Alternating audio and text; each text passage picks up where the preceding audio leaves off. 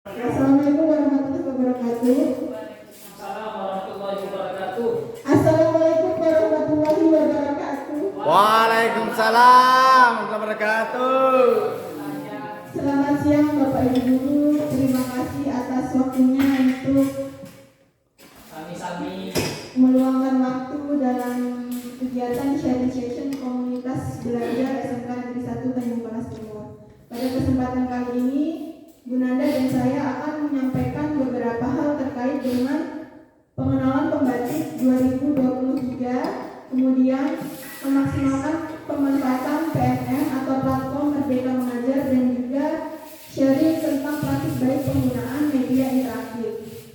Untuk pertama yang akan menyampaikan materinya yaitu Bu Ananda Amalia terkait dengan media pembelajaran interaktif dan pengenalan terkait pembatik. Kepada Bu Ananda saya persilakan. Nanti Bapak Ibu kalau mau misalnya bertanya boleh bertanya. Saya serahkan ke Bu Ananda. Pak Adi di situ, Bapak Adi. Aku jaga ini. Alasan aja Pak Adi. Encan, kok gelap mukamu sih? Tunggu belum, sabar. Au.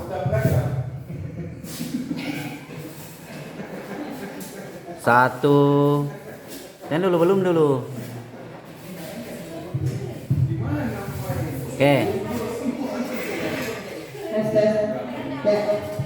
Assalamualaikum warahmatullahi wabarakatuh. Waalaikumsalam warahmatullahi wabarakatuh. Selamat siang dan salam sejahtera untuk kita semua. Sekali lagi saya mengucapkan terima kasih atas kehadirannya Bapak Ibu dalam kegiatan sharing session atau berbagi praktik baik. Mungkin kita langsung saja masuk ke sesi selanjutnya, yaitu pengenalan atau penjelasan implementasi kurikulum Merdeka serta pemanfaatan platform Merdeka Mengajar sebagai sumber belajar digital dan berbagi praktik baik dari narasumber kita Ibu Yunita Lestari. Mungkin langsung saja kepada Bu Yunita disilakan. Statusnya, Bu. Terima kasih. Assalamualaikum warahmatullahi wabarakatuh. Bapak Ibu, perkenankan saya menyampaikan materi terkait pemanfaatan PMM sebagai sumber belajar digital. Di sini saya mau menekankan bahwasanya saya di sini juga masih belajar, jadi kita sama-sama sharing. Kalau ada kata yang kurang tepat mohon diperbaiki atau ditegur. Lanjut saja. Oke. Sebelum membahas tentang PMM, kita overview kembali tentang kurikulum Merdeka itu sendiri. Apa sih kurikulum Merdeka? Jadi sebelum pandemi atau sebelum tahun 2020 kita masih menggunakan kurikulum 13 atau itu pra pandemi pada tahun di bawahnya 2020. Kemudian tahun 2020 sampai 2021 itu kan masa-masanya pandemi ya. Nah, di sini sekolah masih menggunakan kurikulum 13 namun yang disederhanakan. Nah, di tahun 2021 sampai 2022 ini adalah masa pandemi juga. Nah, di sini bisa menggunakan kurikulum dari 13, kurikulum darurat, dan kurikulum merdeka. Kurikulum merdeka ini diterapkan di sekolah penggerak dan sekolah SMK pusat keunggulan. Seperti sekolah kita sendiri di tahun 2022 sudah menjadi sekolah pusat keunggulan, sehingga angkatan yang tahun 2022 itu atau angkatan yang ketiga itu sudah menggunakan kurikulum merdeka. Nah, di 2022 sampai 2024 itu adalah pemulihan pembelajaran di mana sekolah-sekolah masih ada yang menggunakan kurikulum 2013, kurikulum darurat, dan kurikulum merdeka sebagai opsi bagi semua satuan pendidikan. Sekolah-sekolah mana aja sih yang bisa menggunakan kurikulum merdeka? Jadi pemerintah itu menyiapkan angket kesiapan dari sekolah. Jadi si sekolah itu mengisi sejauh mana kesiapannya, apakah mereka sudah siap menggunakan kurikulum merdeka. Nah, di 2024 itu penentuan kebijakan kurikulum nasional berdasarkan evaluasi terhadap kurikulum pada masa pemulihan pembelajaran. Jadi nanti finalnya di 2024 kurikulum merdeka ini akan ditetapkan. Jadi pemerintah ini di 2024 nanti akan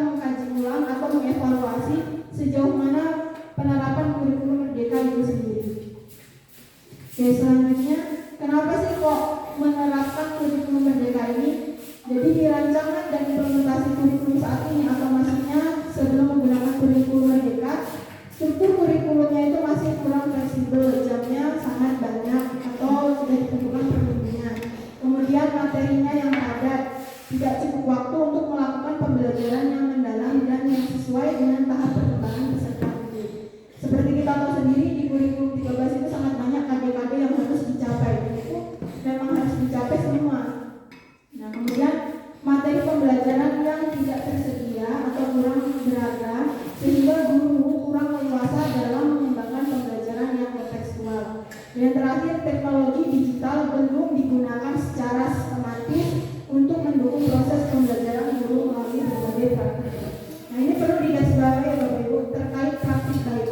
Pasti nggak asing lagi sama Bapak Ibu guru lihat di TikTok ataupun di Instagram, pasti banyak sekali guru-guru yang membuat konten-konten terkait kegiatan pembelajaran.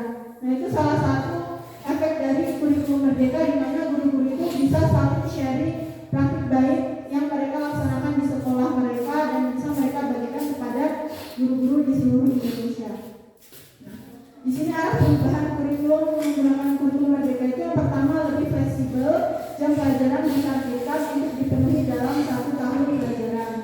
Kemudian fokus pada materi esensial. Jadi Bapak Ibu bisa memilih materi-materi esensial yang disampaikan di dalam kelas disesuaikan dengan juga kondisi sekolah, kondisi peserta didik. Kemudian memberikan keleluasan bagi guru menggunakan berbagai perangkat ajar sesuai dengan kebutuhan dan karakteristik peserta didik. Nah, sekarang mau belajar di alam pun juga bisa, mau belajar lewat HP. Sekarang sangat banyak media-media atau apapun teknologi yang dapat kita manfaatkan untuk menyampaikan pembelajaran di kelas. Kemudian aplikasi menyediakan berbagai referensi bagi guru untuk dapat terus mengembangkan praktik mengajar secara mandiri dan berbagi praktik baik. Ini perlu digarisbawahi. Saya bisa yang saya temukan di kurikulum merdeka ini adalah kita bisa berbagi praktik baik. Jadi Bapak Ibu sekarang itu kan media sosial sangat dekat dengan kita. Nah, jadi praktik-praktik baik itu bisa kita bagikan melalui media sosial tersebut. Nah, keunggulan dari kurikulum merdeka itu sendiri yang pertama lebih sederhana dan mendalam karena kita tadi bisa memilih materi-materi esensial yang akan kita sampaikan kepada peserta didik sesuai dengan fasenya. Jadi tidak perlu terburu-buru. Yang kemudian lebih merdeka.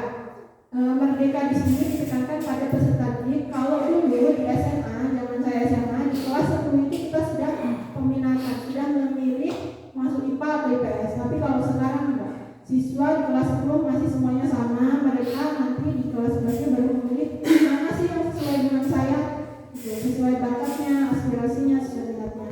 Untuk guru mengajar sesuai tahap capaian dan perkembangan peserta didik. Dilihat di cara pembelajaran ini apakah sudah tercapai atau belum. Nah, kalau di sebelum-sebelumnya kan KD itu harus dikejar semuanya. Kemudian untuk satuan pendidikan memiliki wewenang untuk mengembangkan dan mengelola kurikulum dan pembelajaran sesuai dengan karakteristik satuan pendidikan dan peserta didik. Pemerintah itu sudah menyiapkan CP-nya, elemen dan CP-CP-nya. Nah, dari sekolah itulah dianalisis mana sih yang sesuai dengan karakteristik siswanya dan karakteristik di satuan pendidikan itu sendiri. Yang ketiga yaitu lebih relevan dan interaktif.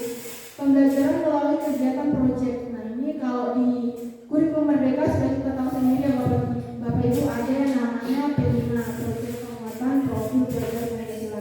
Dari proyek inilah kita bisa menggali kemampuan peserta didik. Peserta didik juga bisa menggali isu-isu yang ada di masyarakat ataupun tentang lingkungan, kesehatan dan lain sebagainya. Jadi menurut saya sebenarnya proyek P5 ini sangat bagus diterapkan.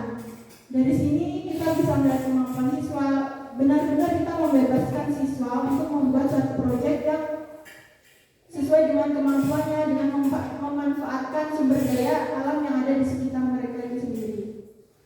Nah, kemudian di sini dalam pembelajaran itu terdapat 3 pilihan. Pilihan pertama yaitu menggunakan kurikulum 2013 secara penuh. Pilihan kedua kurikulum darurat yaitu kurikulum 2013 yang disederhanakan, dan yang ketiga kurikulum merdeka itu sendiri.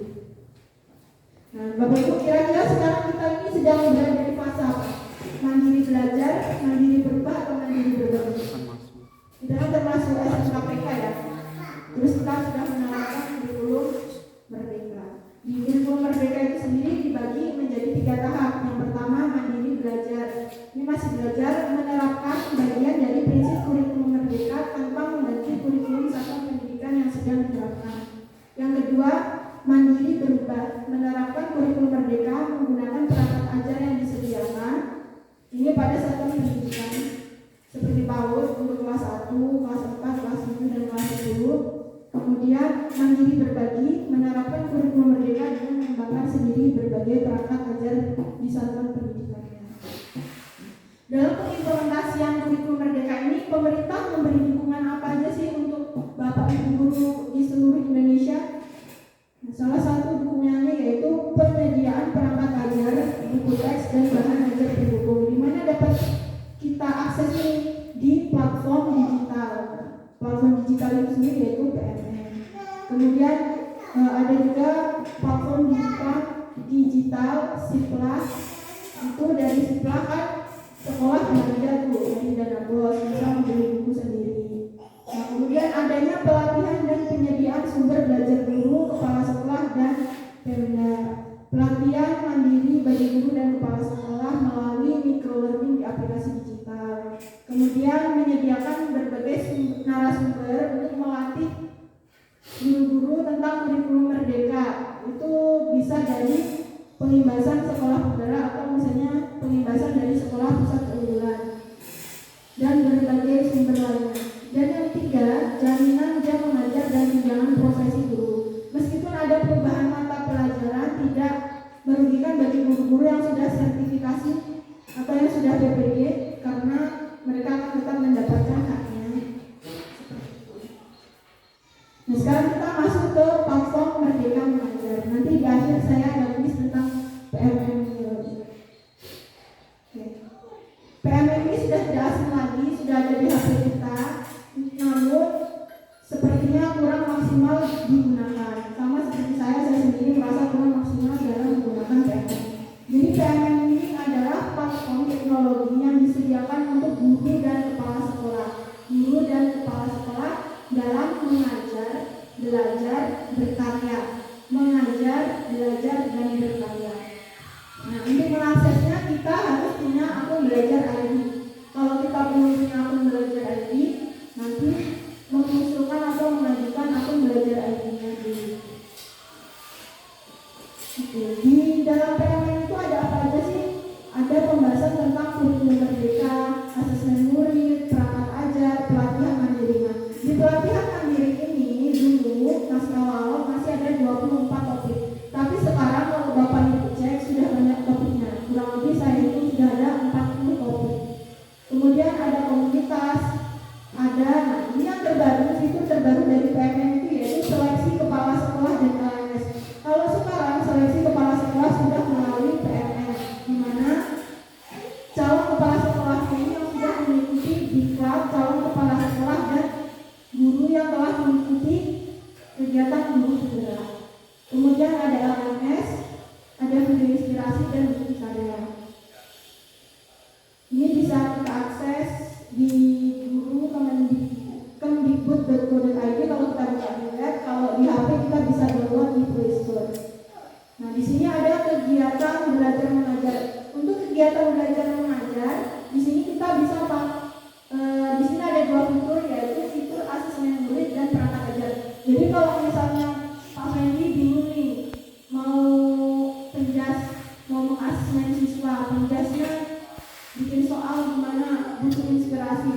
Pak Fendi bisa melihat di asesmen murid, dicari kelas berapa yang dibutuhkan, materi apa, itu bisa di-download, bisa dilihat, dimodifikasi, disesuaikan dengan kebutuhan atau karakteristik di sekolah kita.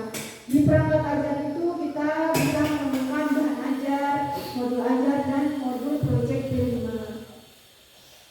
Nah, untuk tadi kan ada mengajar, belajar, dan juga berkarya. Di bagian pengembangan diri atau belajar ini, nah ini ada pelatihan mandiri.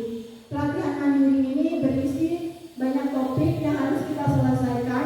Di akhir pembelajaran itu ada aksi nyata. Aksi nyata itu adalah implementasi kita terhadap materi yang sudah kita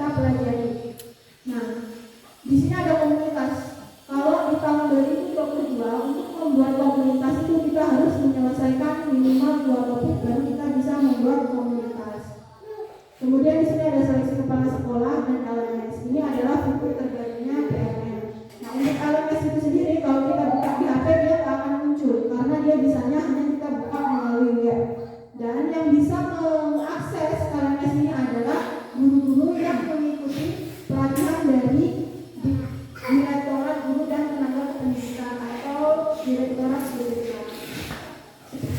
Dan yang terakhir yaitu tadi kan ada mengajar, belajar, dan berkarya. Di berkarya atau mencari dan berbagi inspirasi, ini ada fitur video inspirasi dan bukti karya. Di video inspirasi ini adalah kumpulan video dari Kemendikbudristek Dikti atau para ahli untuk memberikan untuk referensi meningkatkan kompetensi Bapak Ibu guru. Kalau di bukti karya ini, misal Bunda tadi sudah punya praktik baik atau kita punya modul ajar, nah itu bisa kita upload di bukti karya ini. Sebenarnya Bapak Ibu sudah bahas ya. Jadi supaya tidak ngantuk, kita main game dulu. Bapak Ibu bisa membuka di Google tentang Kahoot 3. Ya.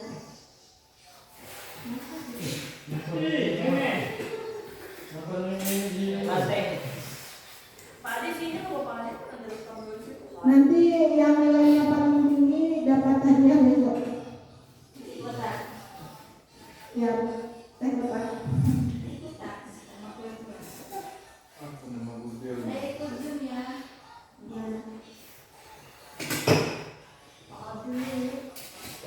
Silakan buka Google, terus Bapak Ibu klik Kahoot Kids.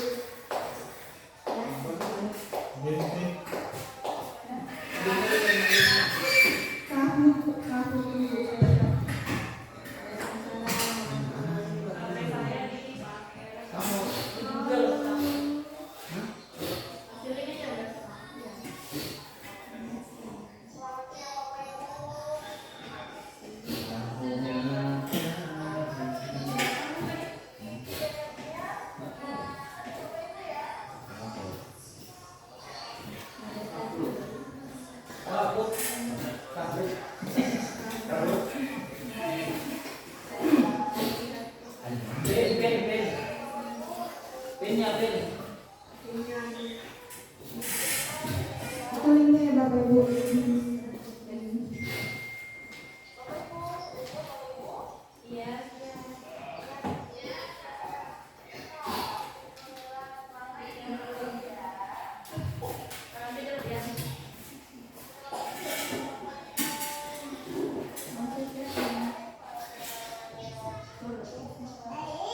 Silakan ini masih lagi sabar. Jadinya begini. Cepat nak, nampak saja.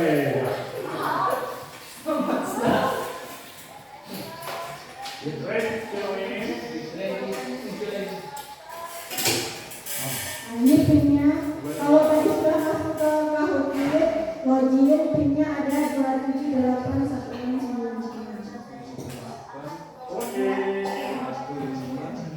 Kalau masuk Pakai nama kan? jangan nama samaran, nanti saya bingung kasih hadiahnya ke siapa. Oke, masuk dulu. Jaringan tubuh dari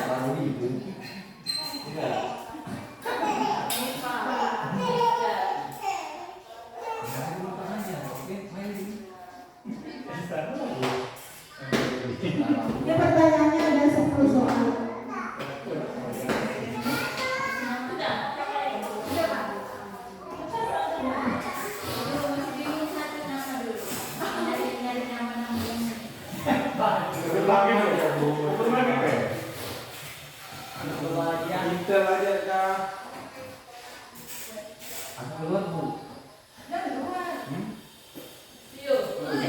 Saya sudah lama ini saya Ayah mau ganti apa? sudah ya, saya mulai ya, siap-siap ya. Pertarungan sengit. Itu pertanyaannya lihat di depan, nanti jawabannya pilih di layar Bapak Ibu sesuai dengan simbolnya yang di situ. Ini waktunya Maksudnya ini? jawab. Apa tadi? Apa sih? Iya.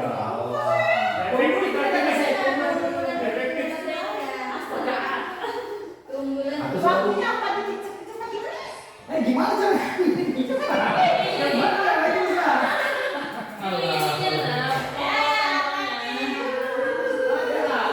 cara? Makanya fokus ke layar.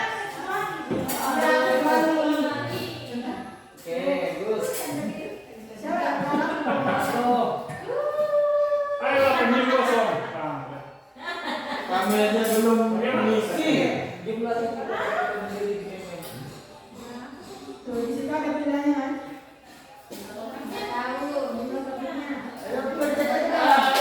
Waktunya sudah 11. Ayah jangan Robi. Pernah 5. Satu baru ya dah.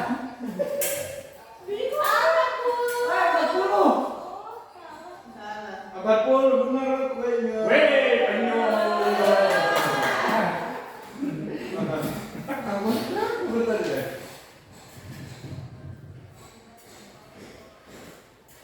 Ini pertanyaannya benar atau salah? Terdapat fitur tambahan pada PMM berupa RMS. Benar atau salah? Apa dia? Ada pilihannya lu versi itu aja. Oh ada. Ya. Tunggu Tuhan. Lambat. Banyak pun kan? Biasa sudah penyu. Geser punya satu. Dulu aja dengan tuh ya. Tidak tahu ini. PMM sebagai platform untuk mengajar, belajar, berkarya. Benar atau salah? Answer. Tunggu lagi. Benar. Kenapa juga nggak punya kelas? Benar. Ini. Apa dia hanya awas kalau nggak ada? Benar. Itu dari sana ya nongol. Jawabannya benar, kau yang nggak benar Pak.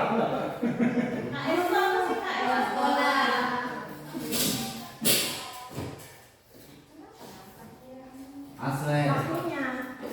Tidak tulis. Salah. Mengunggah praktik baik itu ada di bukti karya. Benar. Wih, Itu yang ngomong. Naik sudah sultan. Sebagai HRMS,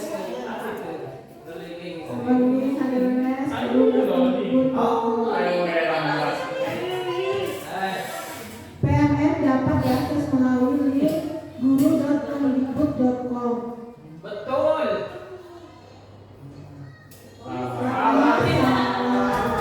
Yang betul itu guru.kemdikbud.go.id.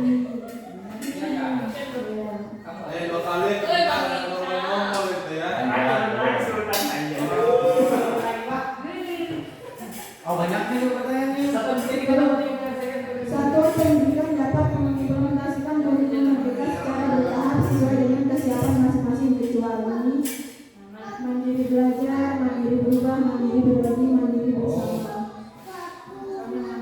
Nah, Bapak juga ada simbolnya kan, segitiga, bulat. Coba bisa kunci Ya dua kali benar dan ngomong di sana. Itu berarti nilainya di bawah. Iya. Kecuali mandiri bersama ya, mandiri bersama. Kan yang benar.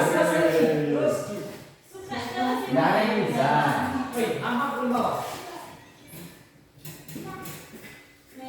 Biasa ada penyu. Kecuali Pada permasalahan PMM yang dapat kita temukan adalah kecuali bahan ajar kah, modul ajar kah, ATP kah, atau modul PCP. Kecuali ya, kecuali ATP. bilang atau pencet. Oh, datang pengicar lah. Pertanyaan terakhir. Honda, kasih ada pertanyaannya. 2023 pemerintah akan menentukan kebijakan kurikulum nasional berdasarkan evaluasi terhadap kurikulum pada masa pemerintahan. Benar atau salah? Bye, Bang.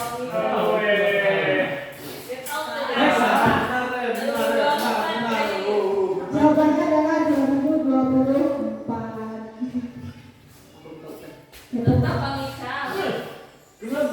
Pertanyaan terakhir. Kepanjangan dari PMM yaitu platform pendidik dan pengajar. Benar atau salah?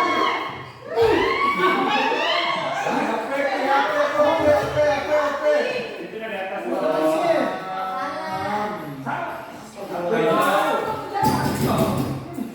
Ada jawab.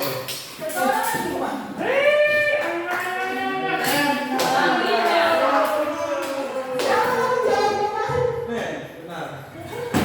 PMM itu adalah platform merdeka. Iya, Tepuk tangan untuk Mbak Ica. Oh, alhamdulillah.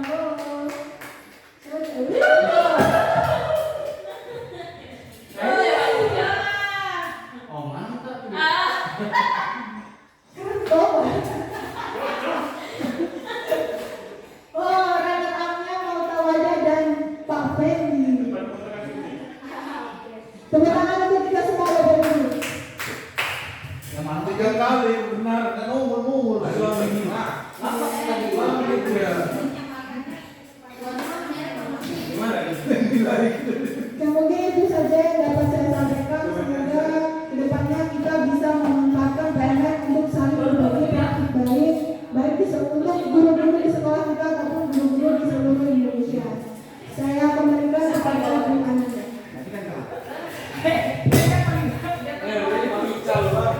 Baik, itu tadi penjelasan dari pemerintah mengenai sharing praktik baik yang dilakukan. Jadi dari kegiatan kita ini ada beberapa media yang sudah kita gunakan.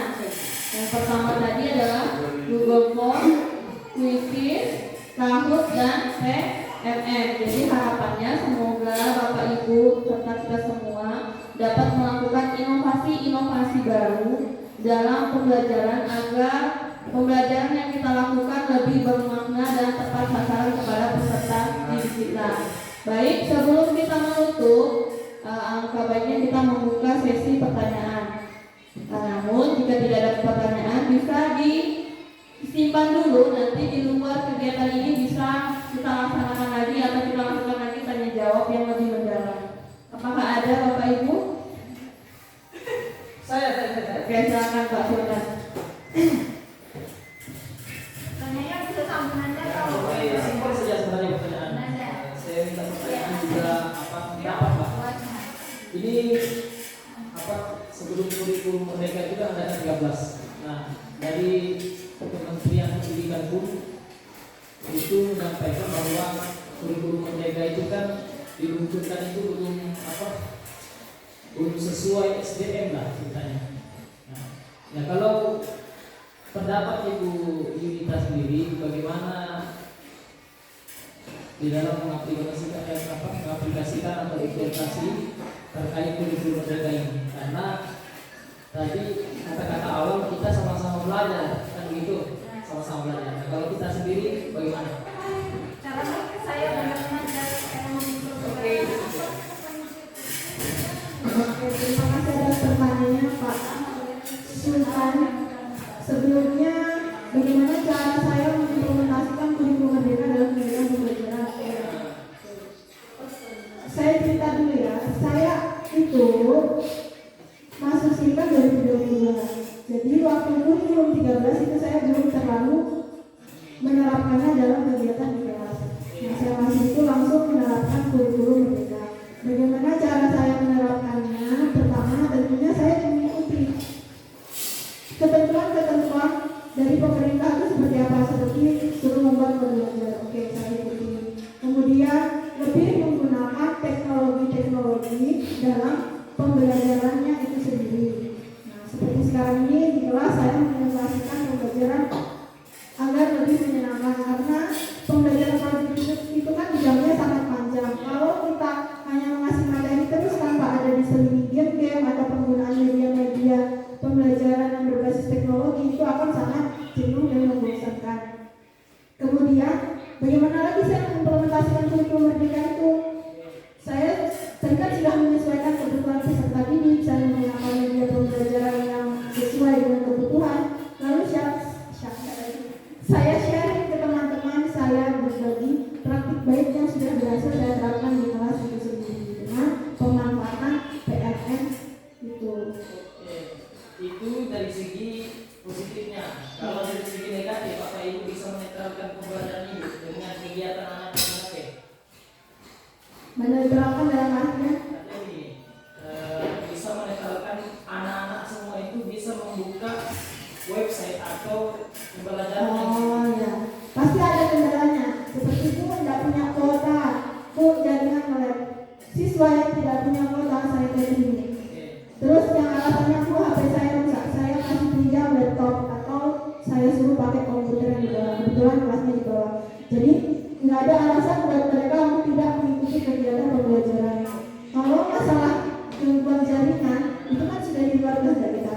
Jadi semaksimal mungkin kalau misalnya jaringannya bagus, nah kita menggunakan yang berkaitan sama dengan jaringan. Kalau misalnya jaringan nggak bagus atau nggak ada jaringan, nah kita mencari alternatif lain yang tidak berkaitan dengan jaringan.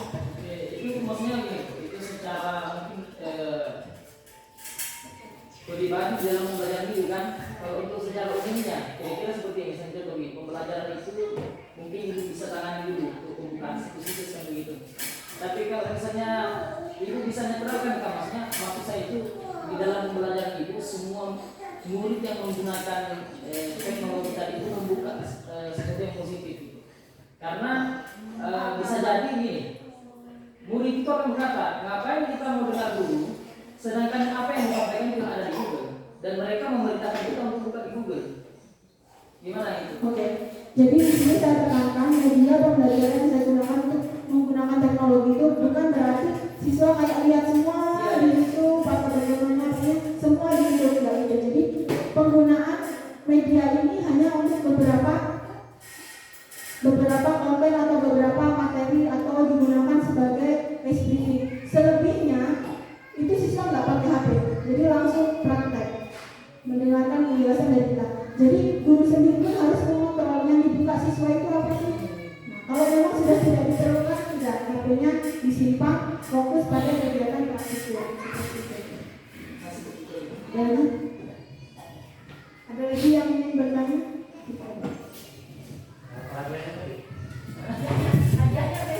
Mungkin tambahan dari saya ya Pak Sekretaris. Di sini yang namanya kurikulum merdeka tidak bisa diartikan sebagai ternyata gurunya harus melek teknologi.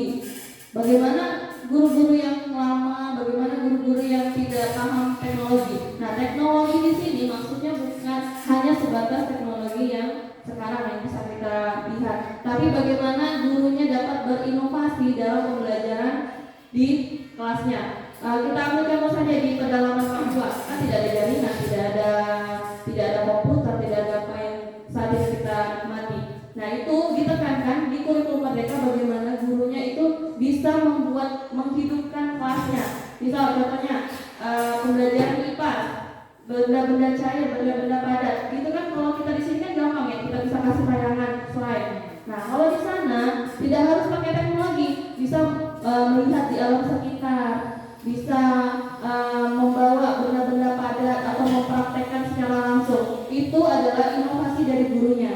Jadi ditekankan lagi, kemarin kami dapat pelatihan teknologi itu bukan ini ya, tapi bagaimana inovasi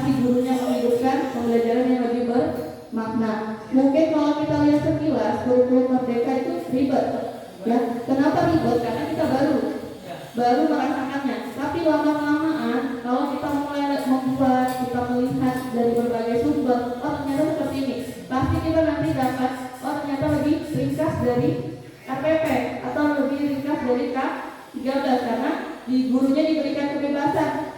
Yang namanya kita mau pakai media apa, mau pakai praktek, mau pakai audio, mau pakai visual, itu gurunya sendiri yang menekankan. Dan saya tekankan lagi, medianya di sini yang tadi Pak Sultan bilang, bagaimana kita bisa mengontrol anak-anak buka yang sembarangan.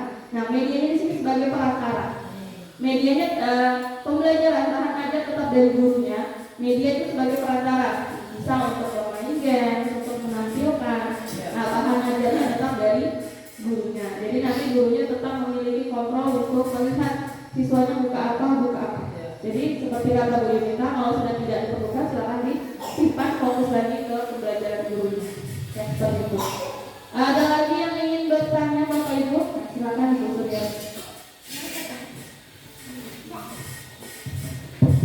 Assalamualaikum warahmatullahi wabarakatuh. Baiklah, saya ingin bertanya mengenai tantangan dalam mensosialisasikan kurikulum Merdeka, di mana setiap masih ada beberapa tantangan, ya kan? Terutama dari kesiapan SDM, terus kesiapan komunikasi. Kalau kurikulum Merdeka kan itu semua guru harus ada teman mitra untuk menambah pengetahuan, ya kan? Ada lagi guru harus aktif kreatif, itu termasuk di kurikulum Merdeka, ya kan? Apakah itu tidak menjadi suatu tantangan dalam menerapkan kurikulum Merdeka? Mungkin itu aja. Baik, terima kasih Ibu Surya. Mungkin langsung saya berikan ke Ibu Ibu. Kalau saya ya, berbicara mengenai tantangan, setiap kurikulum pasti ada positif, ada negatifnya.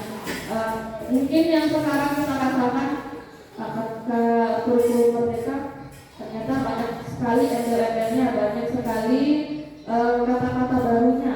Kenapa seperti itu? Karena sekali lagi saya katakan, karena kita baru merasakannya. Kenapa kita merasakan K13 itu lebih mudah? Karena kita sudah biasa, sudah ada contohnya dari, misalnya kita cari di Google, ada contohnya. Nah, berbicara mengenai tantangan, kalau mungkin Ibu sendiri merasakan ya tantangannya, salah satunya gurunya harus kreatif, harus inovatif. Kalau sebenarnya dikatakan tantangan, bukan juga, karena itu memang keharusan Bapak Ibu guru berkreatif dan berinovasi, karena kita tidak mau kan ketinggalan, karena perkembangan zaman ini sudah di 4.0, industri malah mau jadi 5.0. Kalau kita tidak berkreasi, tidak berinovasi, nanti ditakutkan kita akan kalah oleh murid kita sendiri, karena murid kita sendiri pasti lebih menguasai yang namanya gadget, internet. Jadi tantangannya yang memang guru harus belajar dan harus berinovasi dalam pembelajaran. Nah, tantangannya juga kita kan diberikan waktu 2 tahun ya, dari tahun 2022 sampai tahun 2024 untuk pengenalan kurikulum Merdeka sebelum nanti tahun 2024 itu disahkan menjadi kurikulum satu-satunya. Karena sekarang kan kita masih K13, darurat, dan kurikulum Merdeka. Tapi karena kita SMKPK, mau tidak mau kita harus mengimplementasikan kurikulum Merdeka. Jadi ya tantangannya ya memang harus belajar, harus meluangkan waktu lagi membaca referensi literatur, dan harus salah satu menjawab tantangannya itu ada PMM, bisa melihat bukti karya orang lain atau perangkat ajar orang lain, bisa kita lihat dan bisa kita contoh. seperti itu, saya kembalikan. Kalau menurut saya ya, tantangannya itu selain ada di diri sendiri, yaitu tantangan dalam mengajak orang lain. Dan misalnya di diri sendiri aja, pemerintah sudah membantu dengan menyediakan platform Merdeka Belajar. Tapi sampai saat ini pun saya sendiri merasakan bahwa saya kurang maksimal dalam penggunaan PMM itu sendiri. Padahal PMM itu sangat membantu kita dalam mengenali apa sih kurikulum Merdeka. Itu tantangan pertama. Kemudian tantangan kedua yaitu pasti tantangan dalam mengajak sesama. Seperti ayo kita sama-sama berbagi dan berkolaborasi. Itu kan masih ada beberapa guru atau beberapa orang yang rasanya males, ini apa sih belajar lagi, orang sudah tua nanti pasti kurikulumnya ganti lagi, belum berapa tahun nanti ganti lagi. Nah, sebenarnya kita tuh harus terbuka terhadap perubahan-perubahan itu sendiri supaya dalam pengimplementasian kurikulum Merdeka itu bisa, maksudnya bisa kita ikuti seperti itu. Oke, bagaimana itu sebenarnya? Mungkin diskusi lebih jauh. Silakan kalau ada tambahan. Pertama sebelumnya terima kasih ya Bu Nita dan Bu Nada atas jawabannya, saya cukup puas. Yang saya mau tanyakan juga ini untuk contohnya seperti SMK Tridaya, kan mereka PMN kan sudah tahu kan, tapi di daerah mereka kan belum ada jaringan, itu gimana jaringan internetnya? Kalau itu PMN itu agar mereka tahu PMN gitu ya? Agar mereka tahu PMN gitu, agar mereka tahu kurikulum Merdeka bagaimana. Nah sebenarnya kalau tentang Tridaya atau sekolah lain yang bukannya belum tahu ya, sebenarnya mereka sudah tahu namun kurang mendalam gitu. Nah itu sebenarnya mereka bisa mengikuti IHT yang ada di sekolah terdekat mereka, ataupun mereka bisa mengadakan IHT di sekolah mereka sendiri dengan mengundang seperti orang-orang dari dinas ataupun narasumber-narasumber yang ada di Indonesia ataupun di Kalimantan Utara. Nah setiap guru kan pasti itu udah punya akun belajar ID. Nah di akun belajar ID itu ada di komunitas. Nah itu kan kita bisa lihat profil komunitasnya dan profil dari orang-orangnya. Di situ tuh kita bisa mengundang orang dari PMM. Kita lihat di situ kan, oh ternyata muncul dia menjadi narasumber. Nah, seperti yang saya ikuti kegiatan di tahun 2022 yaitu narasumber berbagi praktik baik itu diseleksi. Orang yang guru-guru yang memang cocok dijadikan narasumber itu otomatis namanya akan kalau kita cari ada di PMM. Jadi seluruh Indonesia bisa mengundang dia dengan catatan si orang yang mengundang itu bisa melihat oh di karyanya dia udah segini loh, belajar yang dia buat ini praktik baiknya udah sekian banyak seperti itu. Jadi tidak menutup kemungkinan kalau suatu sekolah itu kalau mau tahu tentang kurikulum Merdeka dia bisa mengadakan IHT sendiri di sekolahnya ataupun bisa mengikuti IHT di sekolah lain. Bisa juga mereka dari sekolah menyurati misalnya karena kita SNKPK melakukan pembahasan, mereka menyurati ke sekolah kita bisa nggak mengisi IHT tentang kurikulum Merdeka seperti itu. Baik, tambahan lagi.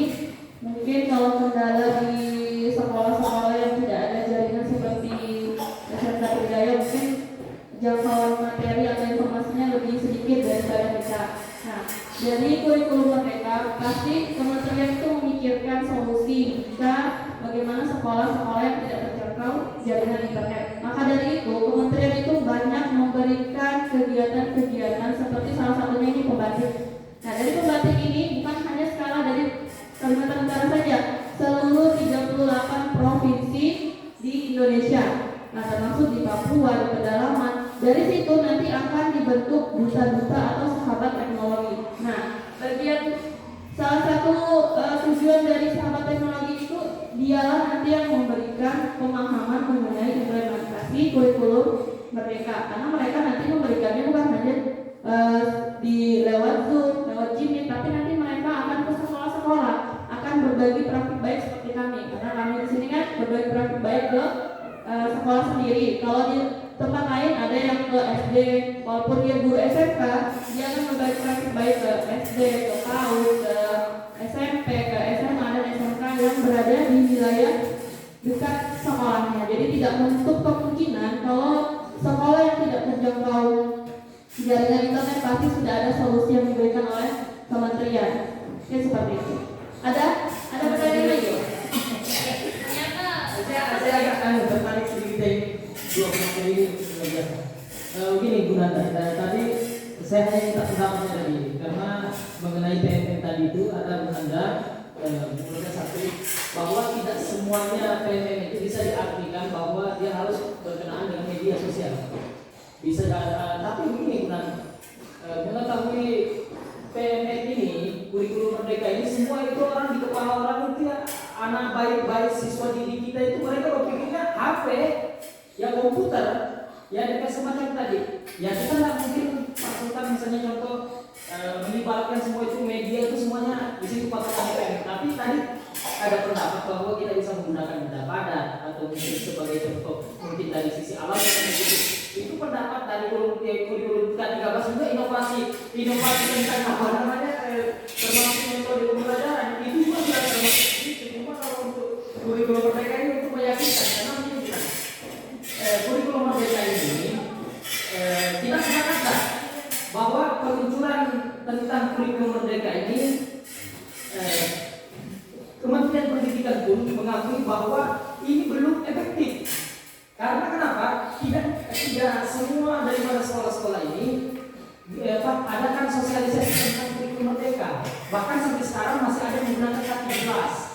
Nah ini mohon maaf ini kalau seandainya ibu bapak ini ibu-ibu yang menyampaikan tadi, guru-guru yang menyampaikan tentang kurikulum merdeka itu implementasinya itu seperti apa, terus pengaplikasiannya seperti apa, maksud saya itu apakah sudah ada sosialisasi sebelumnya cara memahaminya lebih mendalam lagi, atau mungkin pendapat sendiri karena saya agak ragu kalau saya itu bukan cara buat kemampuan, tapi jangan sampai kita mengimplementasikan di kurikulum kita sebenarnya lain daripada definisinya tadi atau lain daripada implementasi tadi dari Kementerian Pendidikan.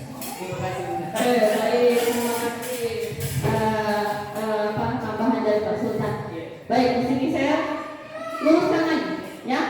Mungkin sekarang yang ada di benak Bapak Ibu mendengar kurikulum merdeka berarti harus teknologi canggih, harus anak-anak harus menguasai ini. Saya luruskan lagi ya. Yang namanya kurikulum merdeka itu diberikan kebebasan Bapak Ibu gurunya dalam berinovasi di pembelajaran. Nah, inovasinya itu tidak harus teknologi yang canggih. Nah, mungkin Pak Sultan bisa lihat di PMM, silakan buka di video inspirasi, ya. Video inspirasi. Di situ banyak Bapak Ibu berbagi atau sharing praktik baik mengenai pembelajarannya di sekolah, ya. Pasti Pak Sultan temui salah satu video atau banyak dari video itu, ya, videonya bukan hanya berbicara teknologi, bagaimana dia mengajarkan pelajaran di sekolah, misal di ruang kelas menggunakan alam yang saya bilang, ya. Jadi saya tekankan lagi, teknologi bukan teknologinya seperti yang canggih, karena kalau kita menuruti seperti itu tidak efektif karena banyak sekolah yang tidak terjangkau internet, ya. Jadi kurikulum merdeka saya tekankan lagi, ini bukan pendapat saya, tapi karena kemarin sudah kami diberikan materi, ini saya tekankan lagi, kurikulum merdeka bukan berbicara teknologi yang wow, yang super canggih, tapi bagaimana Bapak Ibu guru dapat berinovasi, ya, dalam pembelajarannya dan bisa membagikan ke Bapak Ibu guru yang lain, ya. Jadi bisa diambil maksudnya inovasi pembelajaran yang dari dulu K13 atau KTSP lebih lama Bapak Ibu gurunya lebih banyak berceramah di depan, tapi di kurikulum merdeka bagaimana Bapak Ibu, kan kita berpusatnya ke siswa, ya. Jadi bagaimana pembelajaran kita itu kita bisa berikan lebih bermakna ke siswa, ya, tidak harus pakai teknologi. Nah, satu saya kasih contoh kemarin saat kami dapat pelatihan ada diberikan 3 kasus. Kasus pertama, ibu ini sebut saja ini namanya saya lupa. Ibu di pedalaman yang tidak terjangkau internet, ya. Dia memberikan itu pelajaran IPAS. Dia memberikan pembelajaran ke siswanya. kan tidak ada internet. Jadi dia berinovasi mengajak siswanya keluar, memberikan contoh-contoh yang ada di alam. Nah, setelah itu disimpulkan bersama-sama, oh ternyata sifat benda padat ini seperti ini loh, cair ini loh, udara ini loh. Nah, kasus yang kedua, dia ini ada di Jakarta dengan teknologi yang super wow. Nah, dia memberikan materi benda padat itu menggunakan PPT. Anak-anak, benda cair itu seperti ini, benda padat itu seperti ini, benda gas itu seperti ini. Ya. Kasus ketiga, ini dia ada seperti kita, ada teknologi, ada jaringan, tapi bedanya dia memberikan materi ke siswanya itu, dia memberikan siswa silakan cari apa itu benda padat, nanti dibuatkan video, nanti dicontohkan, jadi bentuknya vlog. Nah, dari kasus ke-1, ke-2, ke-3, menurut Bapak Ibu yang mana yang mencerminkan guru yang sudah mengimplementasikan kurikulum Merdeka dan sudah gurunya sudah berinovasi? Dari kasus 1, 2, 3.